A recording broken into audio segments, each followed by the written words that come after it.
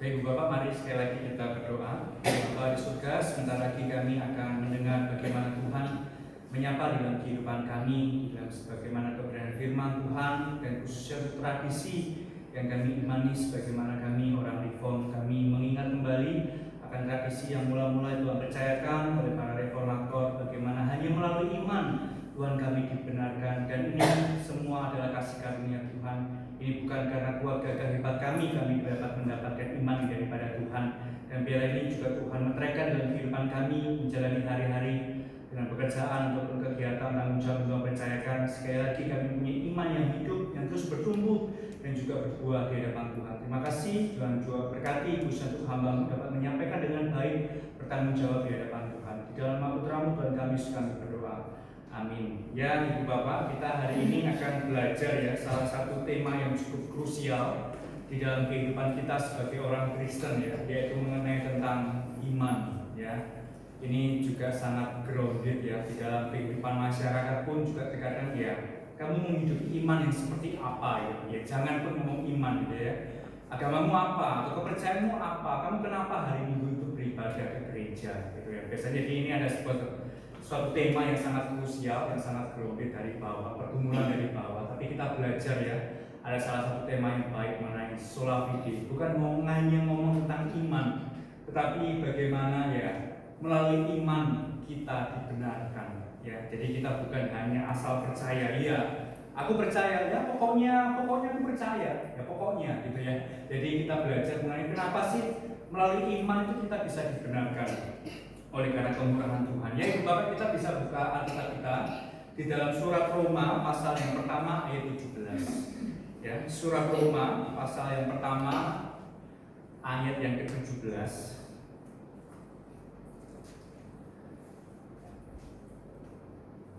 Kita akan baca bersama-sama surat Roma 1 ayat yang ke-17.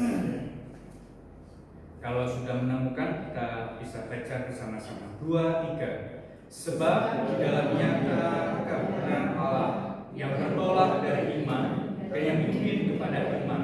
Seperti ada tertulis, orang benar yang hidup dari iman. Roma 10 ayat 17. Kita baca sekali lagi di Roma yang pasal ke-10 ayat 17. Ya, kita tidak bisa lepas ya, karena teks sola fide atau reformator atau reformasi narasinya memang dari Roma ya, karena ya Martin Luther sangat mendalami surat ini salah satunya. Kita baca di Roma 10 ayat yang ke-17 ya. Kita baca 2, 3. Jadi iman timbul dari pendengaran dan pendengaran oleh firman Kristus.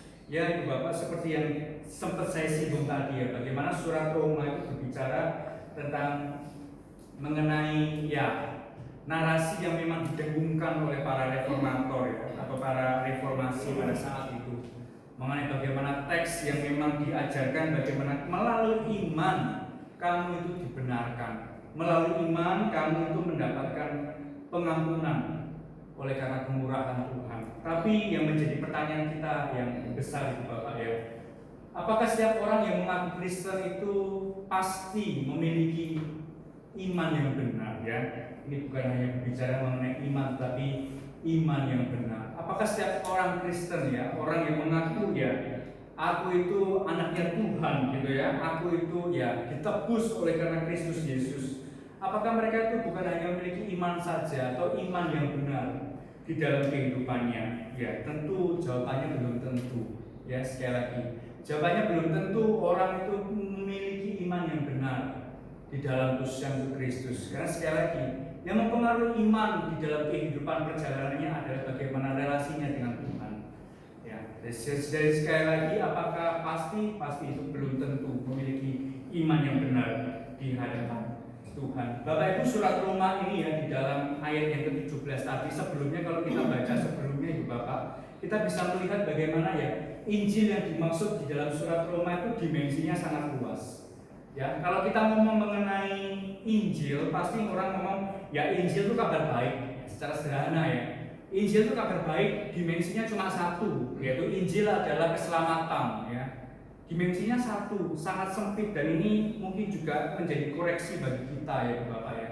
Kalau kita membaca ngomong mengenai narasi, oh narasinya Injil. ini pasti berbicara mengenai keselamatan. Itu kita selalu memberikan patokan atau memberikan pattern di situ.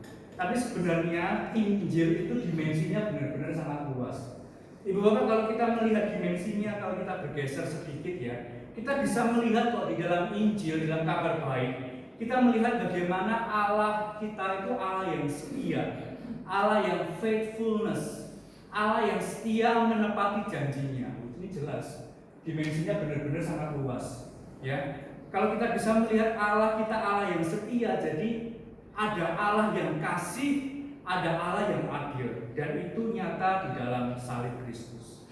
Nah, kalau kita bisa melihat Injil di dalam dimensinya sangat luas, Bapak, kita bisa melihat beberapa dimensi-dimensi mengenai Injil. Jadi kalau kita membaca dimensi atau narasinya Injil, jangan sampai kita memperkecil dimensi itu, gitu ya. Biasa, apalagi di dalam narasi kita mendekati masa Natal, gitu ya. Wah, mungkin nanti ya bacaannya tentang kelahiran Tuhan Yesus. Injilnya paling seperti itu, pemaknaan keselamatan itu datang dinyatakan. Tapi kalau kita lihat dimensinya kalau sangat luas, ini seperti itu tadi ya. Bagaimana Allah yang setia itu bisa di breakdown, Allah yang kasih dan Allah yang adil. Dan itu terletak di dalam pengampunan. Tapi yang menarik juga Ibu Bapak di dalam ayat 17 yang kita baca tadi, itu sebenarnya kita bisa melihat ada tertulis ya. Kalau Ibu Bapak kalau membaca Alkitab, seperti ada tertulis itu biasanya merefer kepada kitab sebelumnya, atau biasanya kalau kita pakai kan mengutip ya, kutipan ya. Ini sebenarnya kutipan di dalam Habakuk ya. Habakuk pasal yang ketiga itu mengenai tentang orang benar akan hidup oleh iman ya. Sebenarnya pergulatan Habakuk itu juga nggak kalah kompleks dengan nabi-nabi besar. Kalau kita baca kitab Habakuk itu sebenarnya pergulatannya, kenapa Tuhan umatmu itu bahasanya dibentuk gitu ya, diproses kepada bangsa yang tidak mengenal Engkau. Pergulatannya di situ ya. Gimana mungkin Allah yang setia itu memakai bangsa yang tidak mengenal dirinya untuk membentuk kehidupan umatnya. Ya, jadi pergulatannya di sana bahwa orang benar itu bukan hidup di dalam sebuah situasi atau kondisi sekitarnya gitu ya. Itu pergulatan dalam kitab Habakuk.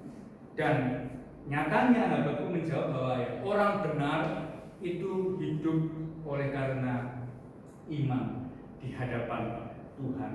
Kalau kita baca teksnya Habakuk ke surat Roma, kita benar-benar bisa melihat dimensi Injil yang sesungguhnya ya Bapak ya. Bagaimana sebenarnya bangsa yang di luar Tuhan itu juga nggak kalah rusak ya, dalam kehidupan umat Israel atau umat Tuhan saat itu. Tapi kita bisa melihat Allah yang kasih dan Allah yang adil itu dimensinya di dalam Injil, yaitu kepada makna salib atau teologi krucis, teologi salib. Bapak Ibu, seperti yang tadi saya sampaikan dengan pertanyaan yang awal tadi ya, bahwa sebenarnya apa sih yang dimaksud iman yang benar? Bukan hanya ngomong tentang iman, kamu mengenal Tuhan, kamu punya iman gitu ya. Sebenarnya iman yang benar itu berbicara mengenai isi ya, isi atau konten yang iman yang dimiliki oleh umat Tuhan. Jadi sesuatu hal apa yang dibangun di dalam iman itu gitu ya. Biasanya kalau kita biasanya pakai istilahnya, motif apa sih kamu mengimani hal itu gitu. Motif apa di balik itu kamu mengimani apa yang kamu bangun di dalam kehidupan spiritualmu seperti apa. Jadi iman yang benar itu sekali lagi bukan apa yang dikatakan orang, tapi iman yang benar itu berbicara mengenai isi atau konten dari iman. Nah, pergulatan sekarang Ibu Bapak di dalam spirit zaman sekarang itu selalu ya, narasinya kegiatan spiritual itu selalu dari bawah ke atas.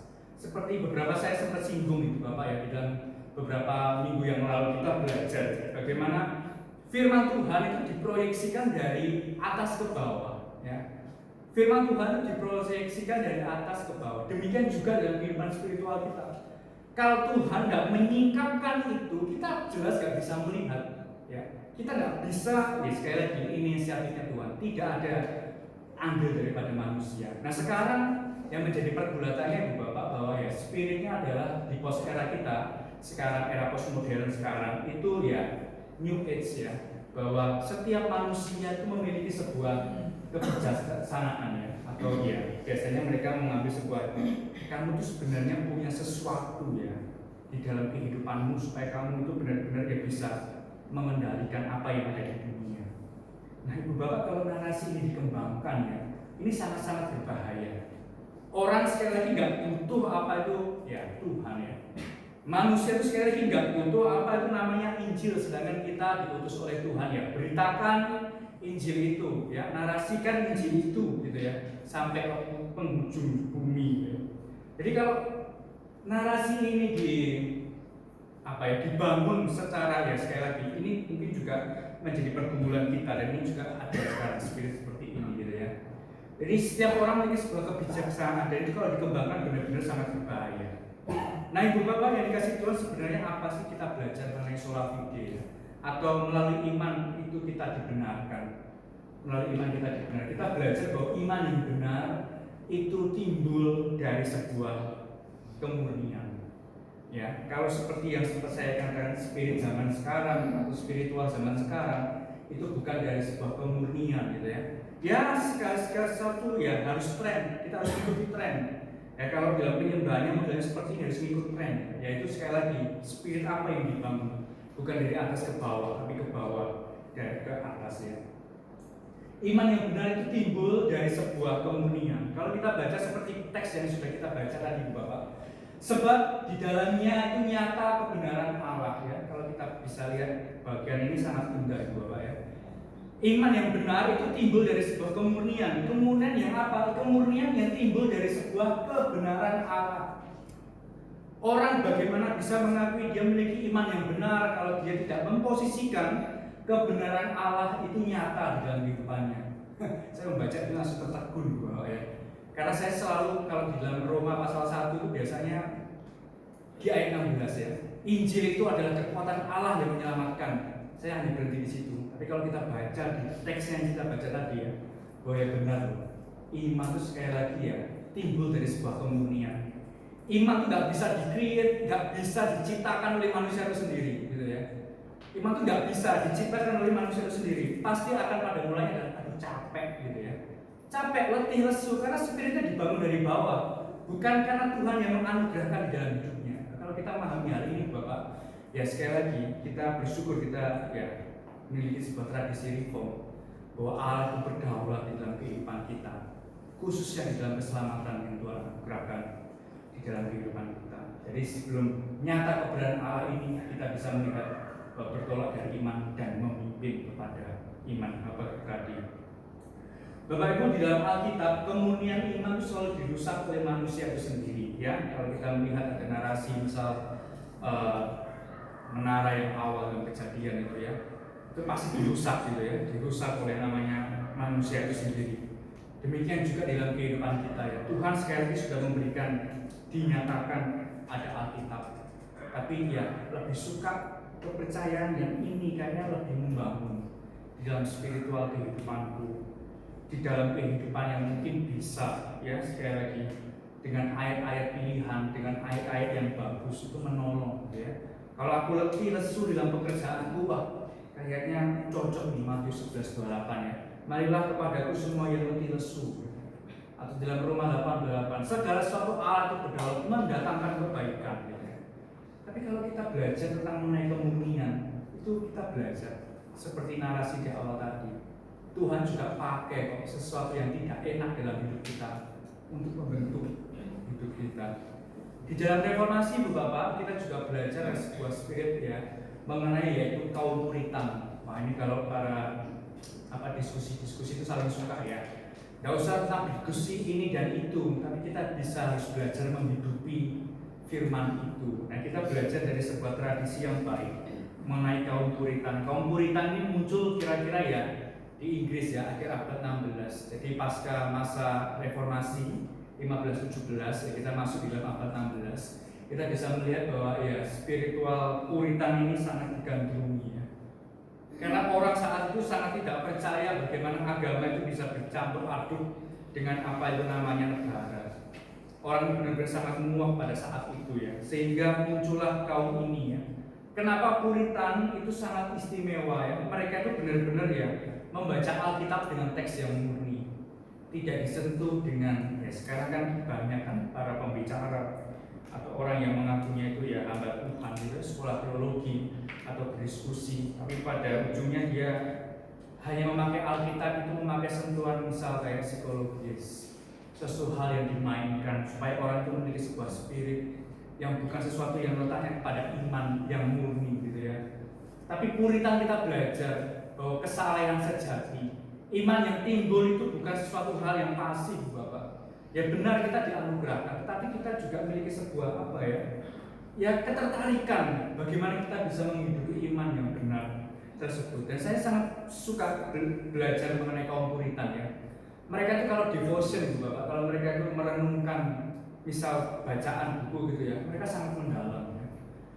Teksnya nggak macam-macam gitu ya. Saya terkadang juga tertegur ya. Kenapa saya itu juga sangat sulit menyampaikan? Karena memang firman Tuhan itu benar-benar sangat sulit gitu untuk dipahami. Tapi sekali lagi kalau kita belajar gitu Bapak, dan kaum Puritan, teks itu benar-benar murni, diresapi, dihayati. Bahkan ya itu di dalam perenungan kehidupannya. Ibu Bapak, dalam spirit zaman sekarang dunia kita sibuk ya. Kita sangat sibuk. Kenapa nggak ada hal yang tidak sibuk? Pasti semua itu sibuk ya. Pekerjaan kita, tanggung jawab kita, kegiatan kita itu sibuk. Tapi mari ya, dengan iman yang Tuhan berikan, itu kita yang memunculkan sebuah kemurnian yang terpancar dari hati kita, dari iman yang Tuhan beri dalam kehidupan kita. Ya. Yang kedua Ibu Bapak, kita belajar iman yang benar itu berbicara mengenai Tuhan itu akan menyingkapkan ya. Di dalam berbicara mengenai sola fide, iman yang di mana kita dapat dibenarkan, itu kita belajar mengenai Tuhan itu akan menyingkapkan di dalam kehidupan kita ya. Kalau kita mengingat tadi ya teks yang kita baca. Jadi iman itu timbul dari pendengaran dan oleh pendengaran oleh firman Kristus.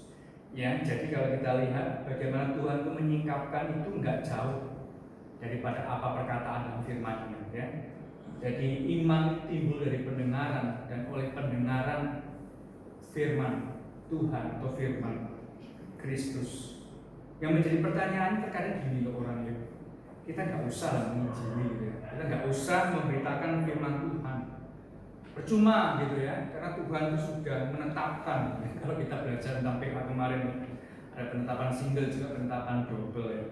Tapi kalau kita belajar di Bapak di dalam kehidupan kita bahwa iman sekali lagi Tuhan anugerahkan. Gak bisa sekali lagi orang itu sekali lagi tahu punya iman dalam hidupnya, itu gak bisa. Apalagi ngomong tentang iman yang benar, iman Kristen gitu ya. Pasti itu gak bisa lepas dari namanya firman Tuhan atau firman Kristus. Lalu iman itu berasal dari mana? Apakah dari dalam diri manusia berdosa itu sendiri? Jelas itu tidak mungkin ya. Iman itu gak bisa muncul dari apa namanya manusia berdosa itu sendiri ya. Kalau kita mengingat narasi kejatuhan ya, ke pasal ketiga kita melihat bagaimana ya gak mungkin manusia itu memiliki sebuah kepercayaan kepada Tuhan, bahkan ia merusak kepercayaan itu sendiri kepada Tuhan.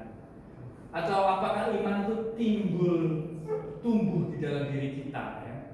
Kalau kita lihat dalam narasi yang dalam bacaan Alkitab ya, bahwa nggak bisa loh. Iman itu nanti kalau nggak kita hidupi ya, pasti akan mati, akan lesu gitu ya.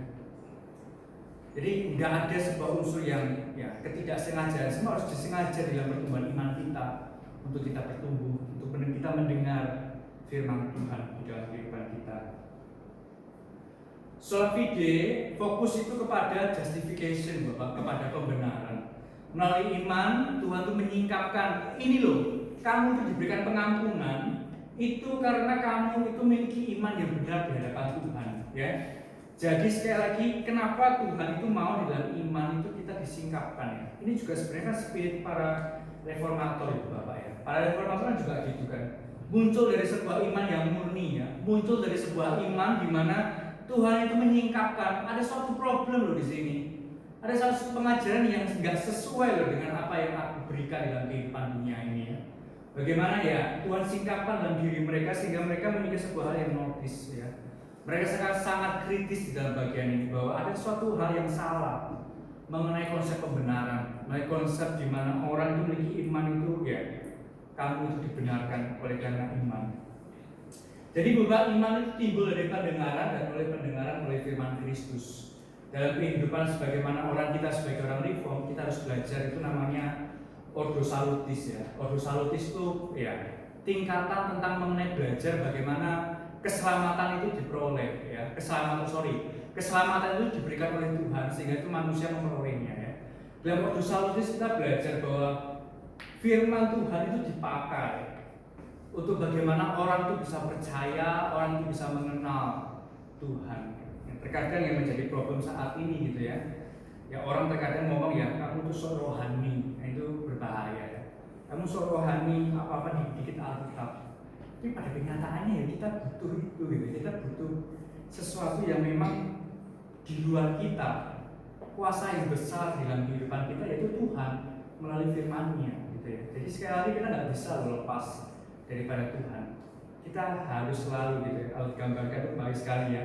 Kemarin pendeta Cornelius yang menggambarkan kita itu ya butuh pokoknya gitu ya. Pokok anggur, kita tuh ranting, kita nggak bisa lepas daripada Tuhan sehingga kita harus baik, kita harus tinggal di dalamnya. Bahkan dikatakan kita juga belajar ya istilahnya mengenai verbum Christi. Ini berbicara mengenai bagaimana dimensi teologis itu firman dipakai oleh Roh Kudus ya. Jadi Bapak nggak perlu bingung di dalam teks Roma 10:17 itu kok ngomongnya firman Kristus. Jadi firman Kristus berbeda dong dengan firman Tuhan. Enggak ya, ini hanya sebuah pengejaan saja. Firman Kristus itu berbicara mengenai Injil ya. Tapi kalau firman Tuhan itu skupnya itu luas. Ya firman Tuhan itu benar-benar ya luas. Jadi verbum Kristi, firman Kristus berbicara mengenai bagaimana karya Kristus di dalam kehidupan dunia yang sekali lagi jatuh di dalam dosa. Bapak Ibu, mari kita buka di dalam teks ini ya. Saya mau belajar dari teks ini kita bersama-sama ya. Markus 10 ayat 46 sampai 52. Kita baca Markus 10 ayat 46 sampai 52. Ini sebenarnya kisah ya apa ya? Kisah yang rata-rata biasanya sering dikhotbahkan atau diceritakan di dalam sekolah minggu ya. Tapi narasi ini benar-benar ya sangat berbicara ya mengenai tentang iman ya. Saya akan bacakan buat Ibu Bapak. Markus 10 46 ayat 52 ya. Ketika didengarnya bahwa itu adalah Yesus orang Nazaret, ya, kata dengar ya, dengar itu pendengaran juga ya, firman Kristus ya. Mulailah ia berseru, Yesus anak Daud, kasihanilah aku. Banyak orang menegurnya supaya ia diam. Nah, sekali lagi ya, iman itu terkadang juga itu ya. Ada unsur di luar kita yang mengontrol kita. Kamu harus diam. Namun semakin keras ia, Bartimius itu berseru, anak Daud, kasihanilah aku. Lalu Yesus berhenti dan berkata, panggillah dia. Mereka memanggil orang buta itu, Bartimius, dan berkata kepadanya, kuatkan hatimu, berdirilah, ia memanggil engkau. Lalu ia menanggalkan jubahnya, Bartimius, ia segera berdiri dan pergi mendapatkan Yesus. Tanya Yesus kepadanya, apa yang kau kehendaki supaya aku perbuat bagimu? Jawab Bartimius kepada Tuhan Yesus, Rabuni, supaya aku dapat melihat. Lalu kata Yesus kepadanya, pergilah, imanmu telah menyelamatkan engkau. Pada saat juga melihatlah ia, lalu ia melihat Yesus dalam perjalanannya. Saya nggak tahu ketika saya mempersiapkan dalam poin yang kedua ini, Pak ya, mengenai iman itu Tuhan singkapkan. Saya langsung ya ini ya masuk di dalam kisah Bartimius. Pergilah, imanmu itu telah menyelamatkan engkau. Ini pernyataan menurut saya juga luar biasa ya. Tuhan Yesus nggak melihat Bartimius itu berasal dari mana, nggak tahu gitu ya. Tahu-tahu dengan apa ya keyakinannya itu ya, dia mendengar oh ada Yesus orang Nazaret loh datang. Dia itu ya sangat benar-benar ya meresponi bagaimana iman yang dia percaya itu ada sebuah unsur dalam dirinya untuk meminta pertolongan kepada Tuhan. Dan gak banyak loh Ibu Bapak, Tuhan Yesus biasanya kalau menyembuhkan itu kan ya sembuh ya atau tahir, jangan berbuat dosa lagi ini dan itu ya. Tapi Tuhan Yesus ada kalimat yang indah tadi ya, apa yang kau kehendaki supaya aku itu perbuat bagimu. Ini ya menurut saya juga Tuhan Yesus juga mungkin juga tertarik ya dengan iman yang dimiliki oleh Bartimius atau kepercayaan yang dimiliki oleh Bartimius. Sebegitu orang itu ingin membungkam dia, kamu nggak usah berisik ya, Tuhan Yesus itu biar dia masuk lewat ya untuk menyembuhkan yang lain gitu. Tapi enggak, panggil orang itu, panggil dan itu ya, Rabuni, supaya aku dapat melihat. Pergilah, imanmu telah menyelamatkan. engkau. Saya nggak mau menafsirkan berlebih tentang sembuh itu karena iman itu enggak, tapi sekali kita belajar berdirilah teguh gitu ya. Ya kamu harus benar dalam kehidupan kita pun kita harus berdiri teguh di dalam kita mengikut dan juga mengiring Tuhan. Dan kalau kita melihat dimensi yang lain Bapak, spiritualitas post era sekarang atau era modern, postmodern sekarang itu berbicara mengenai iman yang buta Bartimius itu disingkapkan oleh Tuhan Tapi kalau spirit zaman sekarang gitu iman itu nggak bisa melihat bagaimana Tuhan bekerja dalam hidup kita. Tetapi kita itu bukan buta karena tidak sengaja, tapi kita dengan sengaja menutup mata kita. Itu berbahaya. Itu sangat berbahaya karena sekali lagi nggak bisa kita mengenal Tuhan itu karena pokoknya. Kita nggak bisa mengenal Tuhan itu karena pokoknya. Karena aku mengikut Tuhan sudah dari dulu Aku mengikut Tuhan karena ini nggak bisa. Iman yang buta itu bukan iman yang benar. Kita belajar dari teks tadi dari Bartimius Dia yang buta secara fisik dari dalam fisiknya. Tapi dia belajar mau supaya imannya itu percaya tidak buta di depan Tuhan. Tapi dia benar-benar mengimani Tuhan. Kalau kita bisa lihat itu sebenarnya catatannya adalah iman yang tanggap Iman yang benar merespon, dia mendengar akan firman Tuhan di dalam kehidupannya. Bapak Ibu, dalam aplikasi yang kedua ini kita belajar. Terkadang dalam kehidupan kita itu selalu kita menempatkan presuposisi problem of evil. Di dalam kejahatan atau dosa itu terkadang sebagaimana nama Tuhan. Kalau datangnya baik itu pasti datangnya dari Tuhan, gitu Tapi sebaliknya, presuposisinya adalah ketika hal yang jahat, celaka, sesuatu yang enak dalam kehidupan kita itu pasti datangnya dari sebuah masalah atau sesuatu yang itu dosa. Nah terkadang kita selalu pemikirannya begitu Mari kita belajar mengenai iman yang benar itu Tuhan singkapkan. Dalam tradisi reform kita belajar kedaulatan Tuhan dalam kehidupan kita Segala sesuatu Tuhan juga pakai itu sekali lagi untuk membentuk. Saya lebih suka bukan untuk datang kebaikan bagi tapi membentuk, memproses di dalam kehidupan kita Kita kalau belajar dari Ayub Ibu Bapak ini sebenarnya saya kutip dari narasinya Ayub yang seperti saya juga bingungkan kepada beberapa bapak yang lain. Hanya dari kata orang saja aku mendengar tentang engkau, tetapi sekarang mataku sendiri memandang engkau Ayub bisa melihat atau bisa menyatakan hanya dari kata orang saja aku mendengar. Tapi sekarang Tuhan, aku bisa melihat dengan mataku sendiri. Aku itu memandang Sekali lagi Ayub tidak berkaca dari sini, tapi dia bisa melihat membuka pemikirannya bahwa iman yang Tuhan anugerahkan dalam kehidupannya itu bisa melihat Tuhan yang bekerja dan juga berkarya di dalam kehidupan yang kita hidupi. Yang terakhir Bapak, kita bisa belajar sebenarnya sola fide itu kita belajar mengenai iman yang benar itu lahir dari tradisi yang baik untuk diwariskan Jadi poin yang ketiga ini nggak bisa lepas dari poin yang sebelumnya. Bagaimana Tuhan juga singkapkan para reformator, kita bisa melihat dari Luther. Sebelum Luther kita juga bisa melihat daripada Agustinus. Sebelum Agustinus juga bisa melihat dari beberapa gereja yang lain. Tapi setelah itu dari Luther, dari Calvin, dari Zwingli, dari beberapa bapak-bapak gereja selanjutnya kita bisa melihat bagaimana lahir iman itu lahir dari tradisi yang baik. Dan bukan hanya untuk generasi kita sekarang, tetapi untuk generasi selanjutnya untuk diwariskan Kalau kita baca di Bapak Ibrani 11 ayat yang ke-6, tetapi tanpa iman tidak mungkin orang berkenan kepada Allah. Sebab barang siapa berpaling kepada Allah, ia harus percaya bahwa Allah itu ada dan bahwa Allah memberi upah kepada orang yang sungguh-sungguh mencari Dia. Atau kayak saya potong di sini bahwa poinnya adalah tapi tanpa iman tidak mungkin orang itu berkenan kepada Allah. Bapak dalam surat Ibrani pasal 11 kita bisa melihat perjalanannya orang-orang beriman saat itu, orang-orang beriman saat itu, Bapak. Jadi bagaimana bapak-bapak orang beriman saat itu digambarkan di dalam Ibrani pasal 11 Kalau kita bisa perhatikan Bapak ini bagaimana iman itu bukan hanya ia hidupi tetapi ia responi di dalam kehidupannya. Dan bukan hanya merespon tetapi iman itu bertumbuh di dalamnya. Ya. Kalau kita lihat, kalau kita ngomong siapa sih bapak orang beriman? Oh ya, Abraham.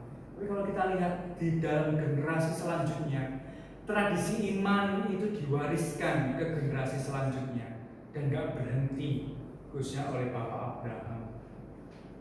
Bapak Ibu yang kasih Tuhan, surat ini sekali lagi mengajarkan ya pentingnya sebuah intervensinya Tuhan di dalam tradisi manusia. Ya, kalau dalam kehidupan kita kan kita nggak bisa lepas ya dalam tradisi manusia. Misal di bulan lalu kita belajar, kita mengingat ya dalam acara kekeluargaan GKT, tradisi HUT apa ya? Oh ya, perlombaan gitu ya. Jadi ada sebuah tradisi, ada sebuah budaya yang digambarkan di sana. Tapi kalau kita belajar bahwa sebetulnya Ibu Bapak, Tuhan itu selalu ya intervensi dalam kehidupan kita. Khususnya Tuhan juga memakai tradisi ya untuk menumbuhkan iman kita di hadapan Tuhan. Jadi tradisi itu diwariskan turun temurun. Saya sekali lagi tidak suka ya dengan ada beberapa statement orang gitu ya. Ya itu kan dari keluarga Kristen gitu ya.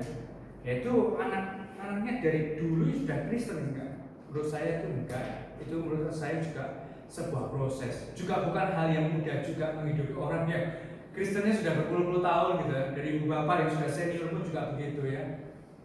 Yang bayar harga mengikut Tuhan gitu ya. Sekali lagi saya mari kita belajar bahwa tradisi iman itu lahir dari tradisi yang diwariskan di dalam kehidupan kita dan turun-temurun. Lalu seperti apa tuh Bapak tradisi yang diwariskan dalam kehidupan iman kita yang benar itu sebenarnya tradisi yang seperti apa ya? Apakah tradisi yang harus datang ke gereja hari Minggu gitu ya? Apa tradisi yang harus datang di dalam setiap hari Kamis PA? Atau tradisi apa yang sebenarnya dalam kehidupan kita berkomunitas bergereja? Tradisi yang seperti apa yang dimaksudkan dalam bagian ini? Kita belajar bahwa tanpa iman orang itu tidak mungkin berkenan di hadapan Tuhan. Ya, ini berbicara mengenai konsep pengudusan daripada Martin Luther, Bapak ya. Bahwa kritikan para reformator bahwa orang yang memiliki iman di dalam Kristus Yesus mendapat pengampunan oleh karena anugerahnya. Ini menurut saya tradisi yang sangat ya krusial, Bapak ya. Kalau kita nggak bisa memahami tentang pengampunan Tuhan, sekali lagi kita nggak bisa mengampuni sama kita, gitu ya. Ini sangat krusial. Bahkan ini menyangkut dalam iman pertumbuhan kita dalam mengikut Tuhan ya. Bahkan karena sebaliknya, reformator terpanggil ada sebuah problem dalam pengajaran yang mengenai ini tadi ya. Pengampunan itu oleh karena anugerahnya. Jadi dalam kehidupan kita pun, Ibu Bapak, tradisi yang diwariskan itu sifatnya adalah progresif ya. Kita sebagai orang tua pasti tentu ya pengen anak-anak kita ya, pengen generasi kita itu punya sebuah progres ya. Harusnya kamu lebih dari aku lah nak gitu ya. Biasanya kan bahasanya seperti itu ya, orang tua kepada anak gitu ya. Ya kamu harus lebih daripada apa yang papa ciptakan, apa yang mama ciptakan. Kamu harus lebih daripada papa mama sekarang yang sudah papa mama lakukan di kehidupanmu ya. Ini sebenarnya ada progres. Demikian juga dalam konsep kita sebagai orang umat Tuhan Ibu Bapak ya. Kita belajar bagaimana ya memperbarui hidupmu ya. Progres. Kita nggak bisa sekali lagi percaya Tuhan langsung kita berubah total enggak. Tapi dalam kehidupan kita harus berprogres untuk ya mengarah. Kita anak Tuhan, kita mencerminkan kehidupan kita. Bagaimana kita ya sebagai orang reform. Kita belajar menjadi orang reform, tradisi gereja kita Ibu Bapak itu berarti ya bukan hanya mereformkan dunia ya, bukan hanya memperbaharui dunia, tapi ya kita itu dibentuk ulang oleh Tuhan ya, dan tidak banyak orang mau untuk hal ini gitu ya. Ini juga yang menjadi perjalanan kehidupan kita ya, dalam kehidupan gereja kita pun juga harus memiliki komitmen seperti ini gitu ya. Bagaimana kita juga mau dibentuk ulang oleh Tuhan dan memakai itu menjadi sebuah tradisi serta pengajaran yang diwariskan gitu ya.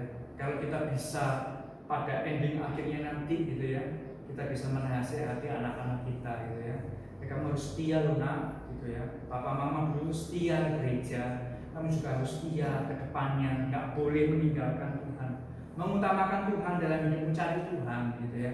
Itu menurut saya juga kalimat yang sangat wise ya. Yang ini juga yang menjadi kita rindukan kelak nanti gitu ya. Ada sebuah iman yang diwariskan menjadi sebuah tradisi yang baik untuk diwariskan ke generasi selanjutnya. Ya, Ibu Bapak, beberapa minggu lagi kita akan memperingati kita akan merayakan ya bagaimana kesetiaan Tuhan, pemeliharaan Tuhan atas GKD Trinity ya.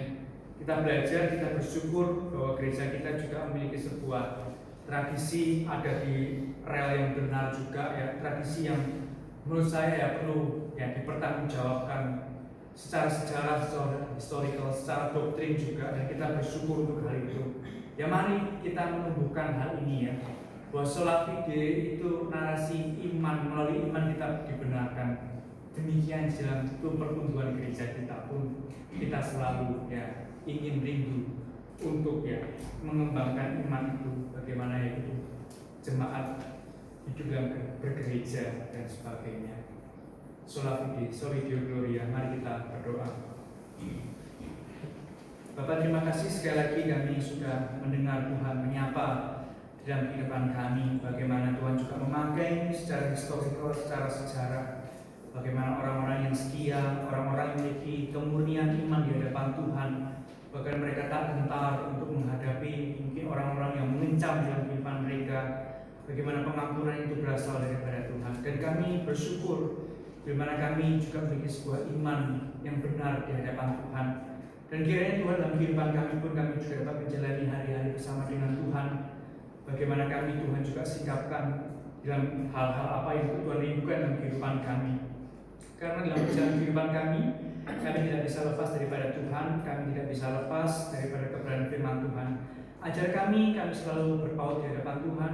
Ajar kami bagaimana firman Tuhan pun selalu menjadi fondasi atau menjadi sebuah hal yang menjadi sebuah pedoman dalam kehidupan kami, untuk kami menjalani hari atau memberikan sebuah keputusan yang penting dalam kehidupan kami. Karena iman yang kami imani ingin kami hidupi sebagaimana bertumbuh di dalam Kristus Yesus Tuhan kami. Terima kasih Tuhan, doa kami bersyukur. Dalam putra Tuhan kami sekali berdoa. Amin. Kami kembalikan pemimpin pujian.